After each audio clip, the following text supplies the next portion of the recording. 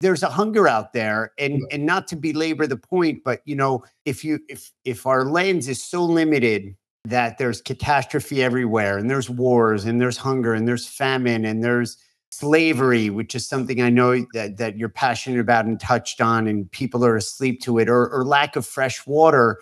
The other side of the coin is that you said start somewhere, start anywhere. A lot of our guests on our podcast are from the military, and the line that you all hear, whether you're boarding a plane or at a public sporting event or a concert, thank you for your service. But really, you going to oncology and serving, or volunteering at the local tennis tournament is serving, making sure people are safe and organized and are enjoying it and getting the most out of their experience. I mean, serving. I was a teacher for 6 years, and while I got paid and I loved it, I felt like I was connected on a whole deeper level, making an impact.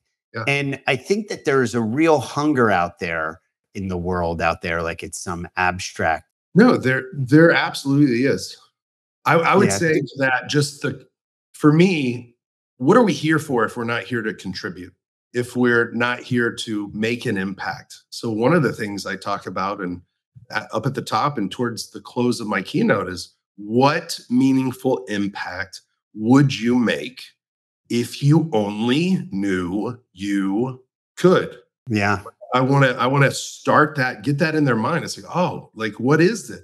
And then through my journey, I take them through this narrative and have these key actionable takeaways of like what they can think about, what they can look for, and how they can go out and make an impact, how they can contribute. Because if we see all this stuff, the stuff I've seen, I've literally participated in burying 5 children under the age of 5 due to dirty water. That wrecked me. It changed my life. It tore my heart apart. It absolutely did. It crushed underneath the weight of seeing that, because no child should die from just not having access to clean water.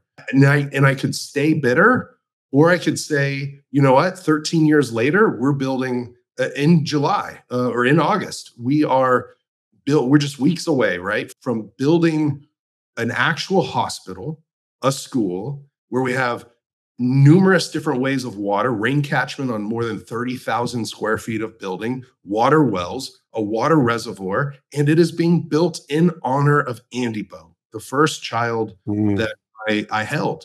And it's I'm getting chills, dude. I'm getting chills.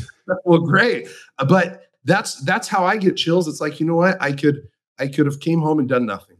And I don't think anyone would have blamed me. And I don't know that I would have blamed myself, but I would have felt like there was something I could have done. And on my deathbed, that's what I would be worried about, is I coulda, woulda, shoulda.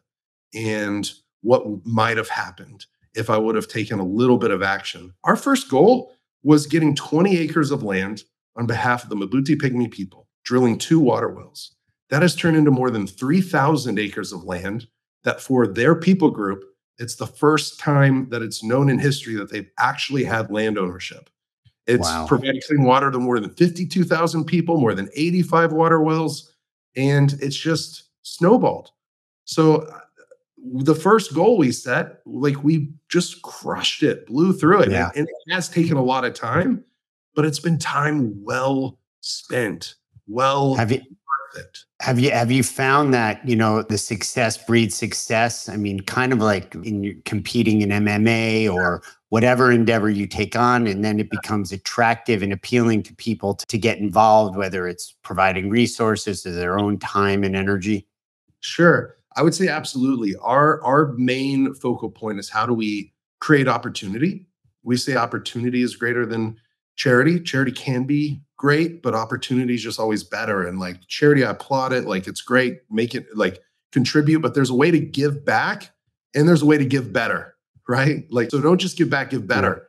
Yeah. And so how do we do that? By equipping people with the tools, educating with the knowledge, empowering them to be the change in their own community, where they have the light bulbs, where they make we might ask some great questions, but they make even better suggestions. And then we can take collaborative effort and action and impact. So our whole thing is about, how do we really do the best thing for the community? Well, there's not a cookie cutter blueprint.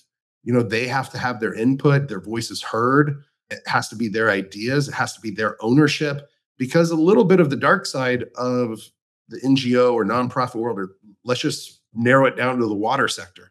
There's over 230,000 broken wells in Africa right now. That is billions of wasted charitable dollars, billions with a B. And the normal traditional approach is I hope this doesn't sound crude, but it's the show up, blow out technique. It's announce Yeah. your arrival with a parade. It's throw a party. It's get your pictures, and it's peace out. You know, there's no Yeah. personal relationship. There's no follow up. It's not locally available. It's not locally affordable. The locals aren't trained. It's not a local solution to a local problem. So therefore, it's going to continue. It's going to need maintenance. It's going to need maintenance. Yeah. It's going to be maintenance, and it might need, an expansion, or it might need to be shut down and moved because it's a dynamic situation, or it's not, the capacity doesn't provide.